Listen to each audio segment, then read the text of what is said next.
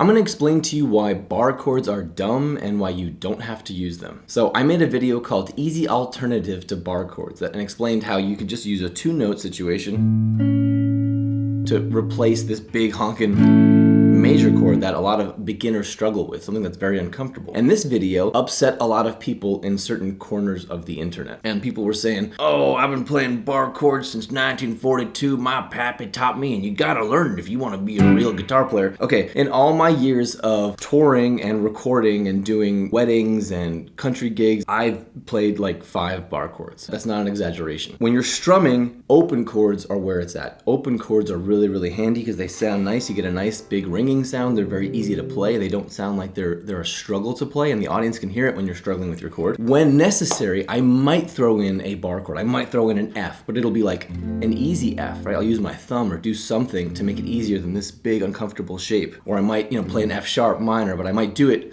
in a way that's easy. I might play an F sharp minor 7. Point being, there are so many better alternatives to bar chords, and even for someone who's doing it for a living, I'm not playing bar chords. So anyone who's telling you that you must play bar chords and you must master them before you can move on is not someone you should be listening to. It's just the blind leading the blind out there. I'm gonna share with you a simple equation. The more people in your band, the less you play, the smaller your role becomes. The less people in your band, the more you play, the more notes you play, and the larger your chords are. So if you're playing by yourself, you're gonna be playing the most amount of stuff. And you might say, well, yeah, I'm playing by myself. It's just me and singing, so I have to play bar chords then, right? Well, no, you want to maximize open chords in that situation and minimize bar chords. You always wanna do that. So if you're in a situation where all of the chords are like C sharp, G sharp, D sharp, most of the time it's gonna sound cooler if you just slap on a capo and you take advantage of the ringy sound that you get from open chords. There's really no scenario where you're trying to play bar chords. There's nothing macho about it. Like, that's the thing that I really don't understand. You should understand bar chords, but you're not forced to get through them. Let's say you're playing with a drummer and a bass player. Then you have a huge amount of space you have to cover. In that situation, you might play a couple bar chords, but mainly the thing you're gonna wanna be doing is triads, and triads are pieces of bar chords. Again, if I wanna play an A major, instead of this big,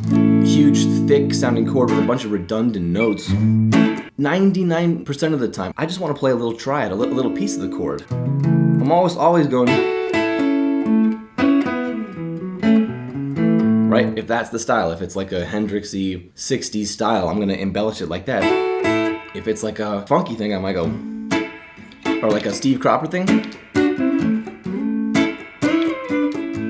right? I'm embellishing that A major, or I might be just going.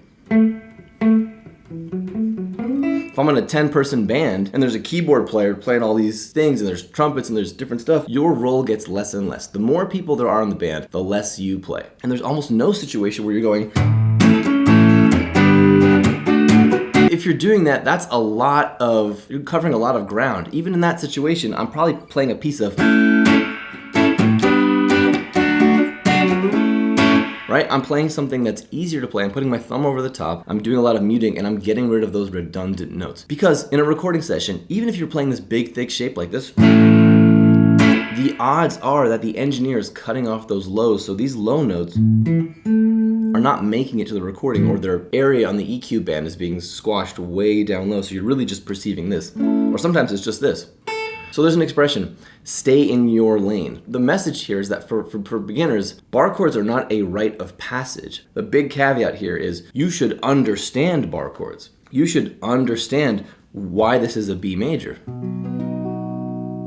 Right? You should understand the elements that make this a B major. But just because you can't perform this chord perfectly doesn't mean you can't move on to something else or play a triad that might be easier for you. If you're an 11-year-old girl and your fingers won't do that, or if I have a student who only has 3 fingers on his hand, it's not possible for him to comfortably play this bar chord. Even if you don't have these impediments, like I have the use of all my fingers, but I still find this uncomfortable and somehow unnecessary. Right? Notice I'm using just my ring finger to execute this chord easily. Not everyone can do that, so you're forced to do this for a B major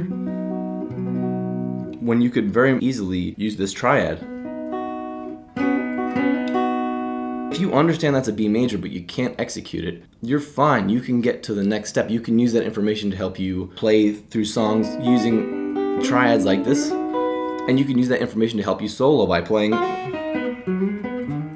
chord tones and pentatonics. Check out my video where I explain an easy way of playing a 2-note thing that can get you major and minor sounds without being forced to play this bar chord. And if you can never form a bar chord, who cares? There's so many better alternatives like triads and things like that. Keep that in mind and watch out where you get your guitar advice from. If you'd like more guitar beginner tips and tricks, then check out this video here or this video here.